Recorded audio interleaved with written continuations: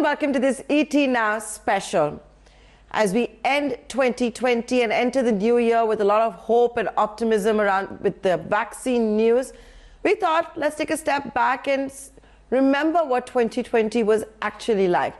Did you become a home chef? Did you become a home baker? Did you decide to cater to your colony and neighborhood and enter the food business? Speaking of food, let's figure out what the food trends were in the year of the COVID pandemic and what the trends are in the new year. Joining me today is the Chief Operating Officer of Swiggy, Vivek Sundar. It's always a pleasure talking to you. Thanks so much for joining us here. You know, Swiggy has just come out with its report on what 2020 was like for Swiggy. No surprises, chicken biryani is still the best seller. You folks sold one biryani every second in the year that's just finishing. But can I ask you, were all of us in lockdown, more experimental? What kind of cuisines did well in 2020? Hi, Nayantara. It's a pleasure to be back. I think we last spoke when we were both completely locked in. Thankfully, this time we're able to travel a little bit, which made a difference to the statistics of how people are eating. So actually, if you were to take the year is actually split into sort of three parts, right? There was the period before March, which I'm sure a lot of us long for, the so-called pre-lockdown era. And then there was the hardcore, deep depths of the lockdown, which is where people's lives and habits changed. And then there was the unlock, which of course did have a bit of a hiccups and cities would go into lockdown and stuff like that. But there is a post-unlock phase as well, which is part of 2020. So in a sense, 2020's statistics is a sum of three parts.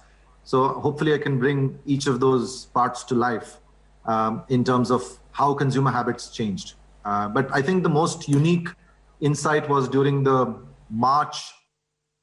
So let's do that, Vivek.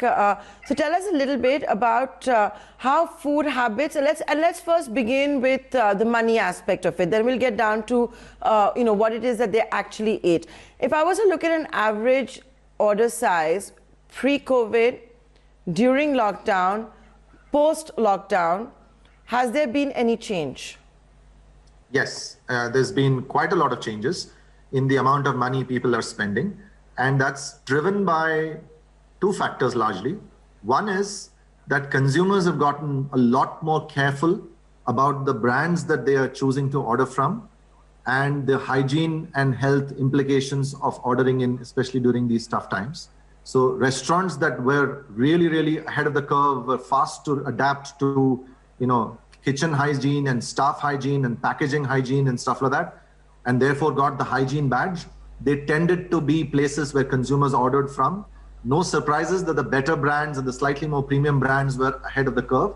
And therefore consumers did spend that little extra as an insurance for better quality food or better safety food. So that made a little bit of a bump happen. That was one trend. The second trend was that the instances for consumers to place single orders was pretty close to zero. Because if you're in office and you're placing an order for a single person at lunchtime during a working week, that's just not there. You're not working from office in most cases. You're sitting in at home with a partner, spouse, roommate, etc. So you're tending to place more group orders because you're locked in with somebody. As a result, the number of items per order went up. The sum total of all of that was that basically we had order sizes in value terms increasing by, take a pick, depending on the city, between 25% increase to 40% increase. You saw 25 to 40% increase in the amount that was being spent during the pandemic? Per order, yes.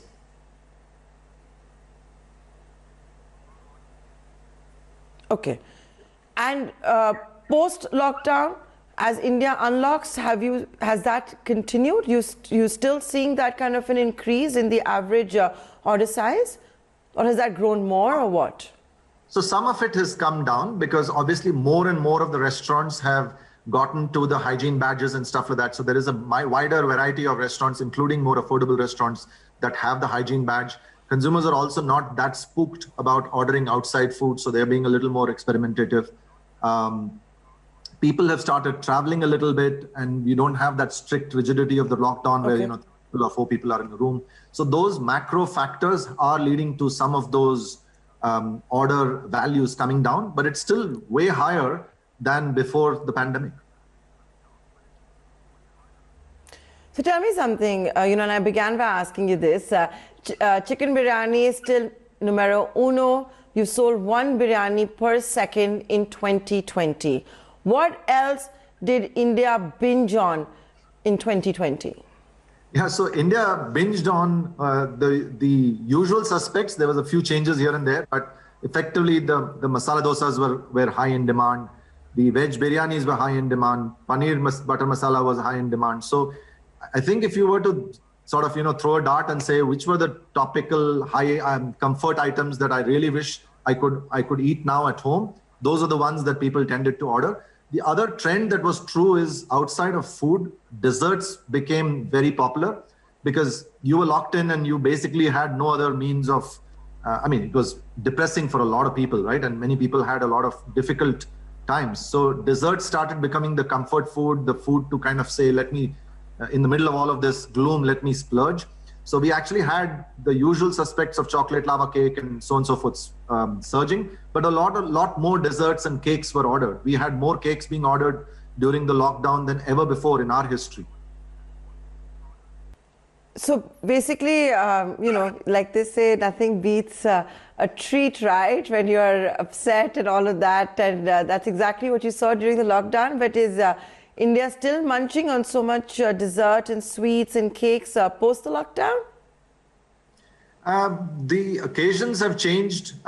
People have things to celebrate now, and you're doing, virtual Zoom birthday parties and stuff like that. So a lot of occasions have come to a place where you're doing, few people can travel, few others can't. So I think because of the fact that they have thought about normalizing this new world of doing things on Zoom and Google and stuff like that, we are seeing a lot more of the desserts being ordered, even after the unlock has happened. A lot more than pre-COVID.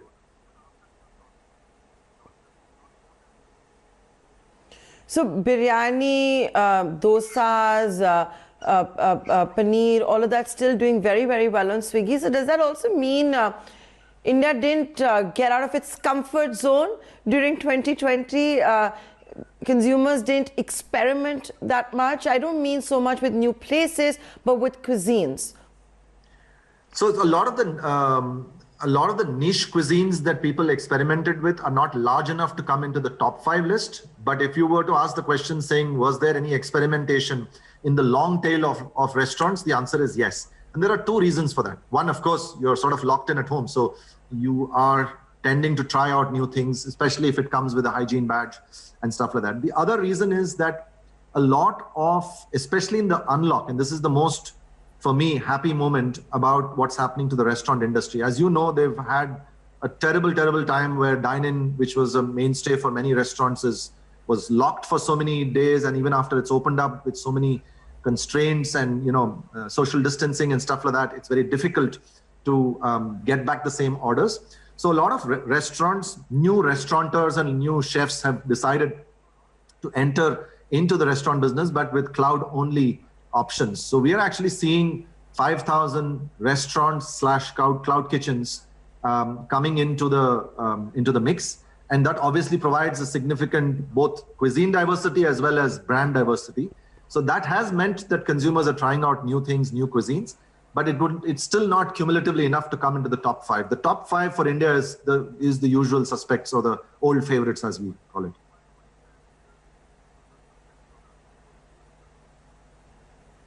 I also believe that Swiggy has got some plan to have a chart on the platform that you're going to be trying up with street vendors, so that all of us can have our, bhalla papdi, bhel puri, pani puri at home. Is that indeed correct?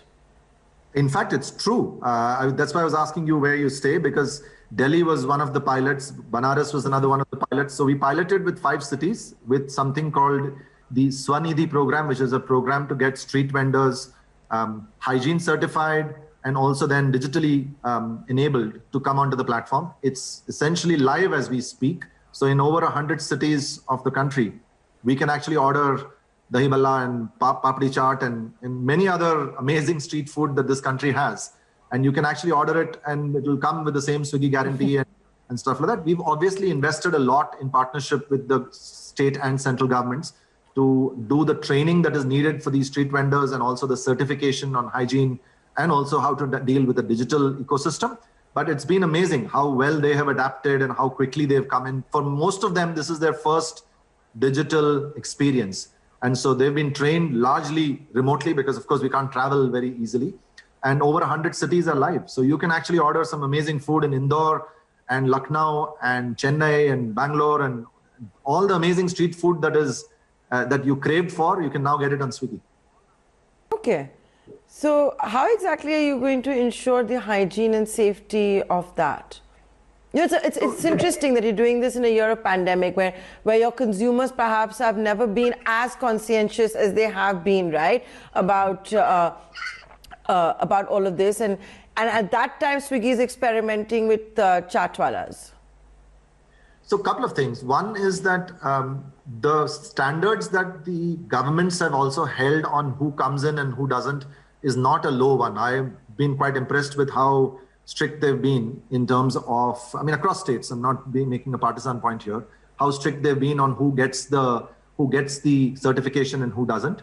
And I think that the bodies like FSSAI have really, done a good job in figuring out how to make the street vendor qualified by training them, and those who qualify are then coming on board. But honestly, I think the kind of cuisine that has also been chosen is cuisine that tends to go through a heat cycle a lot more. The popular ones are the ones that go through a heat cycle, and therefore, of course, that they're obviously safer than anything that doesn't go through a heat cycle. There aren't too many salads, for example, that's being sold and stuff like that. So choosing the vendors very carefully, and there's a lot of help that the government bodies are doing to make sure that they're doing a homework in partnership with us, along with FSSAI and other bodies. So that's one, which is a very tightly curated set, plus training to them. Right. And then the food that is chosen to be on it means that we are, touch wood, doing well so far on the street vendors coming on. And I think consumers, at the end of the day, you can give them lots of medical reports and stuff like that. But the consumers are smart enough to realize that if hot cooked food is going to give COVID, by now we would have heard about it. So I think they realize that if you're careful in how you handle the outer packaging, careful in how you do social distancing with the delivery boy or girl, you're not really going to have a chance of getting much COVID. And given they know that, and there are new behaviors at play in terms of what people do with outer packaging, what people do with contactless distance delivery with the delivery boy or girl, I think people have gotten safe, felt it's safe enough to order. You'll recall back in, I think it was May or June, and since you're in Delhi, you'll know this, there was a unfortunate incident of a pizzeria in Malviya Nagar, where there was a staff that contracted COVID. Yeah. Of course, at that point of time, the consumer reaction was quite dire. Our business fell 30% back then. But consumers over time realized that, look, it's not that easy for something that goes into an oven at 400 degrees Fahrenheit to actually still have the coronavirus. That was very initially into the lockdown. But Vivek, through the year, and this was your endeavor, maybe it got accelerated because of the lockdown, all of that. Swiggy is no longer just a food delivery platform, right? You've got Swiggy Genie, in which I can, I can get things from a store, I can send things to a friend. It's called Swiggy Genie. It's in 65 cities. How is that done in 2020? Oh, I would say, first of all, hats off to the team that actually did it, because it was almost scaled entirely during the lockdown when we were all locked in our homes. And to scale something that requires so much on-the-ground operation by sitting in entirely at home was literally something that we are very proud of. So that was good work by the boys and girls that work in the Genie sub-team. But they had a sense of purpose.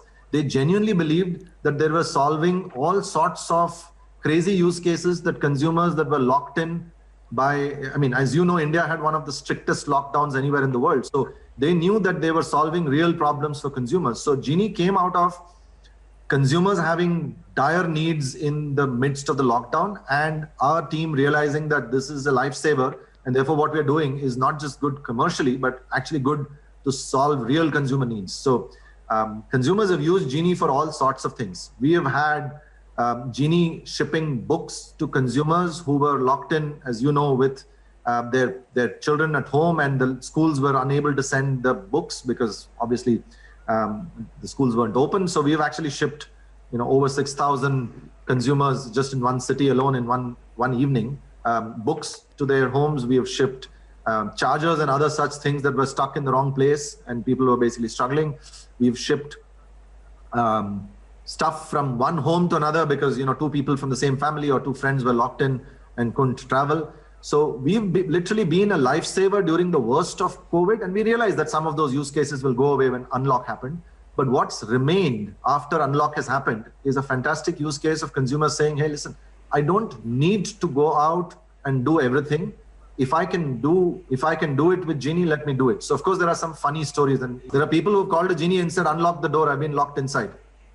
Bahar se darwaza khol do. That's one funny use case. There are people who have sent Genie 600 meters from their home. They can actually see where they have sent. But the Genie came, picked up the water container that had to be given back to the store and brought a new container. So it was just a water container exchange that happened 600 meters away. So they've just realized that we are essentially providing hyperlocal service in a very reliable format with the familiar Swiggy guarantee. And they're using it for lots of things. I mean, some of them are fun ones like the one I just talked about, but in a large part, they're using them for solving real essential needs. So I think it's been an excellent learning for us in how to use the powers that we had created with the food delivery business and how to use it in a meaningful way during a lockdown, but even frankly after the lockdown. Would you say that today is that part of your business bigger and more essential or more revenue generating than the traditional core business of food delivery? So let me talk about food, because food was our bread and butter and core before lockdown, and it continues to be so. Food has very positively surprised us at how well it has rebounded. Depending on the city, you are either at 85% of pre-COVID levels or over 100% of pre-COVID levels. So we have a very nice range of cities which are all doing, in some cases, much better than pre-COVID. So because food has responded so well, and it continues to grow as more and more consumers come back to ordering food, and they find that it's actually solving a problem that where even now they can go to restaurants, but they're not choosing to. We believe that food will continue to be the mainstay through 21, because we've seen growth shoots, and we have seen the reasons why growth will continue through 21. So we expect food to be the mainstay for this company even through 21. But what's amazing and what's really good for us is that we have really nice adjacencies that are also obviously small, but growing nicely and growing across not just the top 10 cities, but a lot deeper. We talked about Genie being in 60 plus cities. So Genie, Instamart, Meat, some of the verticals that we have, these are all doing really well. And we believe that those will provide very nice adjacencies that leverage the economies of scale that we have with an app ecosystem, a delivery fleet, all of the technology advantages that we have. And so we believe that we will have a more balanced business in 21 than we did in 2019. I mean, assuming 2020 is a bit of a COVID year. And I think that, while what happened is terrible as a citizen of the world and India, you can't say anything good about COVID. But as a business, if you look at the positive side of it, I think what came out of it is that we became a better company, both in terms of the efficiencies, as well as in terms of how many more businesses that we have that consumers find meaningful. How many users did you onboard during 2020? How many more? And if I could compare that to 2019 and a regular year for Swiggy. So we onboarded, maybe half the number, because remember, the first 3 months of the year, we were still onboarding. Life was as usual. And now in the last 3 months also, life has somewhat returned to normal. So those two places we are onboarding new users. Of course, our new user acquisition nearly ground to a halt in the worst of the lockdown period. But overall, the year isn't complete yet, but I think we would be about half the new user acquisition or thereabouts versus the previous year. But we think that there is still more room to go. And as we've seen in October to December quarter, the last quarter of the calendar, we believe that we will continue to onboard in food new users through 21. Some of the new users that we have onboarded have been onboarded into our new businesses, which is amazing because they come in on Genie or they come in on Instamart or they come in on grocery. And then they find that, and then we see them placing orders on the rest of Swiggy as well. So that's been nice. But obviously that's gravy. So going into 2021, it's also going to be a very competitive year, right? You've got all the giants from around the world eyeing India. You already have Amazon and Fresh and groceries. You've got GeoMart now backed by, the who's who around the world. Google is believed to be looking at this space as well. And there's, of course, the traditional arch rival of Swiggy, Zomato. How are you going to stay ahead of the curve? How will you protect your market share? So first of all, as a company, I think it's a little important for the viewers to know some of the sort of DNA or the culture of the company. This company was not a first mover at all. We were not the first into food delivery by a mile. We were probably number 4 or 5 in food delivery. So the fact that when we entered the market of food delivery itself, we had bigger, much better funded, much more sophisticated competitors was a known fact.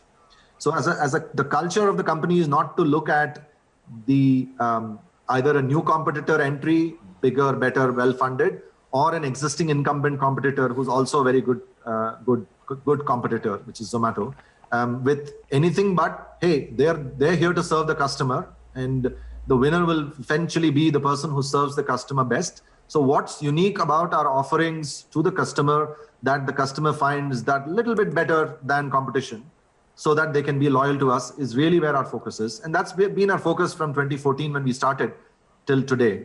And I think as long as we keep that culture and ethos of the company, we should be able to take competitors. Because at the end of the day, you can be as good as, no consumer is going to place an order with any new competitor just because they happen to have great pedigree. When Uber Eats was in India, obviously globally they were much better known and a bigger competitor. But consumers are not going to place an offer with Uber Eats because Uber Eats is a very large business in 100 countries. Consumers are going to decide hyper-locally, city by city, who's giving me a better offering, both in terms of the deals as well as of the service. And finally, consumers choose whichever brand gives them what is better for them. So if we continue to focus on that with a ruthless sort of single-minded focus, we think competitors will come and go, and we will continue to hold some level of advantage and loyalty. And of course, that means that we continue to grow our market share. So as you grow your market share, Vivek, I'm going to ask you another question. Your arch rival in India, Zomato, the founder, Deepinder Goyal, has been very public about the big IPO of 2021. He's recently tweeted also about, getting infusion of $660 million. What about Swiggy? Are you planning an IPO? Are you in fundraising mode? So we've seen a lot of inbound interest in our company because obviously as you know, globally, the food delivery sector is hot. So we are in that sense lucky that in the post-pandemic world, we happen to be in a sector that the investor community considers an attractive sector, a sunrise sector. So there's a lot of inbound interest into us from investors to partake in our growth journey. So we are lucky and sort of fortunate to be in that space, and lucky that consumers consider us to be the sort of first place of call. Most surveys consumer surveys will basically have Swiggy as the verb for ordering in food, right? So when you've reached a status where the noun has become a verb, it's a great place to be in, and a lot of investors recognize that. So given that, we have a lot of inbound interest. We are well capitalized. Thankfully, we were so even before COVID hit. And therefore, there is money in the bank. But there is always, when there is good, high quality capital that comes in, if it makes sense, we will obviously we will bring in more people into the investment sort of table. But we are not in a particular hurry to get money for money's sake, because we do have fair bit of capital. And of course, everything that we've done in making ourselves a more efficient company means that our need for outside capital is also that much lesser than in 2019.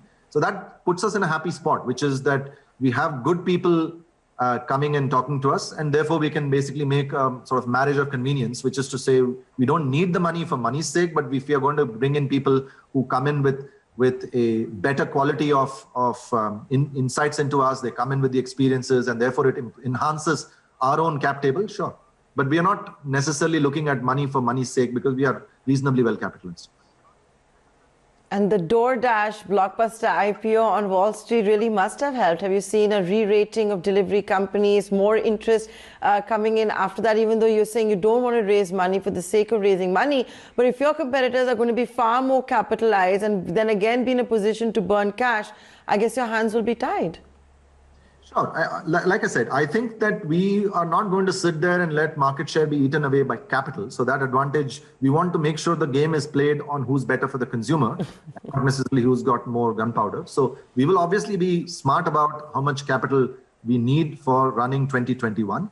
And therefore, I said things like the DoorDash IPO and all of the buoyancy that is there in the global food delivery market is a happy place for us to be in. So we may end up buying more or getting more capital for that purpose, but we're not doing it because, you know, it's a vanity metric to say how much capital you've raised. We are doing it because it's a good time to do it. We have high quality capital coming in and we might need it for a rainy day, but not because we are desperate for funds.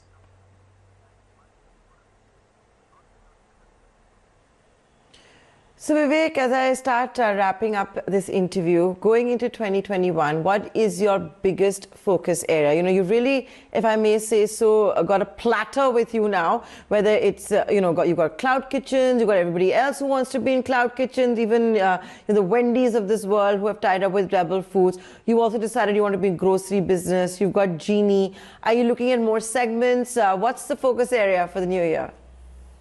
So I think job number one is to focus on the core business, which is food delivery, because that's our mainstay still, and make sure that it recovers and grows, because there is still so many million consumers to be served that we think the growth potential for food is there for the next 3 to 5 years easily. So we've got a very strong sense on what needs to happen for food delivery over the next 3 to 5 years. So that's job zero.